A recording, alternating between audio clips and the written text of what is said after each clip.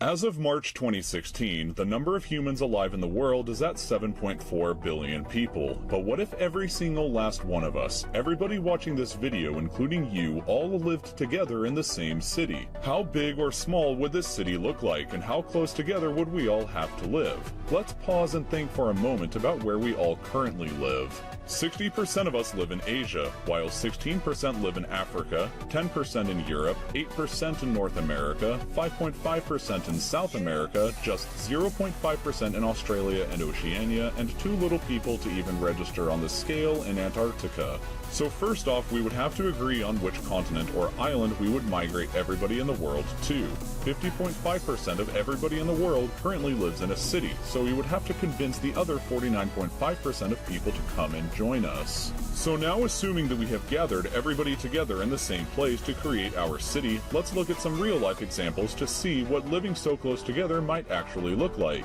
Singapore is the most densely populated country in the world right now. 5,399,000 people live in the small country of just 710 square kilometers. That means that for every square kilometer in size within the country, there are 7,605 people living out their lives on average. But Singapore is a country the size of a city, and there are much more densely populated cities than that already in the world. For reference, downtown Manhattan in New York City has a population density of 26,939 people every square kilometer. That's a lot of people very close together, but we're just scratching the surface. The densest city in the world right now is Manila in the Philippines, where you will find 41,515 people every square kilometer. But Manila's total population is relatively low, at just 1,780,000 people. The density of people is just so high because they all live together in such a small space. The biggest concentration of people in one place anywhere in the world can be found here in Japan, the Tokyo metro area, home to 36,923,000 people. To put into perspective just how enormous Tokyo is, I'm going to show you two examples to illustrate the point. First, this is an image of the United Kingdom with the area of the Greater London Metro highlighted in red. And if you think that looks big, this is the Greater Tokyo metro area highlighted in blue. It's truly gargantuan, but on to the second example. This is an image taken of downtown Tokyo, but if we zoomed out further to here, then the exact location of downtown grows much harder to find. Let's trade out this photo for a new one, which shows the true size of Tokyo as seen from the sky. In this one photo that you're looking at lives nearly the same population as all of Australia, New Zealand, and Oceania combined, or about 0.5% of everybody in the world, all in one city. But we still have the other 95.5% of the human population to think about, and we can still fit people into a much smaller space. Right now in 2016, the highest concentration of people living in a smaller place than a city is probably within the city of Mumbai, India. Located within the city is a slum called Dharavi, which is an area just 2.17 square kilometers in size. If we think about that size and compare it to Central Park in New York City, the Dharavi slum would only take up 64% of the same size, or not even 2/3 of the area. And living in that cramped, tiny space are anywhere between 700,000 to 1 million people. Averaging out those numbers, we get 391,705 people every square kilometer. Now, this number here is the highest number of people in the world today that live in a square kilometer. As recently as the 1980s, however, there was a place that was somehow even more frighteningly claustrophobic. The most densely populated place known in history was the Kowloon Walled City, which was located here in Hong Kong. To get some kind of idea of what we're going to be talking about, this image is an aerial view of the city from 1987. You can kind of get some scale of it by looking at the basketball courts over here on the right or the trucks over here on the left, but the overall total area of these buildings is just 0.26 square kilometers. Another way to possibly imagine how tiny that really is this way.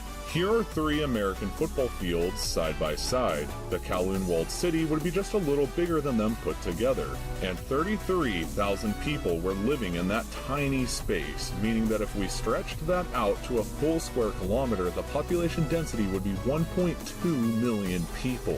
Living that close together would look something like this image, and this number is the absolute limit that we've ever seen in the real world of how many people can live together in such a small area. So now let's visualize how big our hypothetical global city would have to be according to the different population densities that we have been discussing.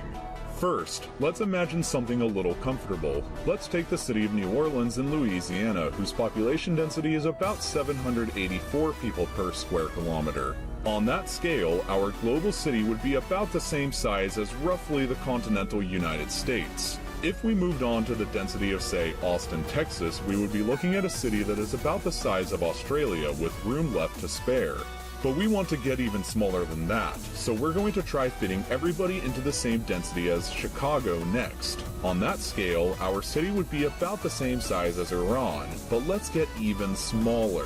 At the density of Singapore, we could fit the entire human race into just the states of Texas, Oklahoma, and Louisiana, already considerably smaller than at the New Orleans density. But we're going to keep on getting even smaller. At the density of Manhattan, we would be looking at a city about the size of Ecuador here in South America. And if we had a city with the same density we see in Manila, then everybody in the world would fit inside the U.S. state of Missouri. But to get even more frightening and claustrophobic, our global city with the same density seen within the Dharavi slum in Mumbai would be about the same size of New Jersey. And finally, at about the absolute real-world limit, if we built our global city with the same population density as Kowloon walled city, we would fit every single person in the world into an area about the same size as Palestine, which itself is only about half the size of the Tokyo metro area. Let's put all of these different sizes in a row to get possibly the best visualization.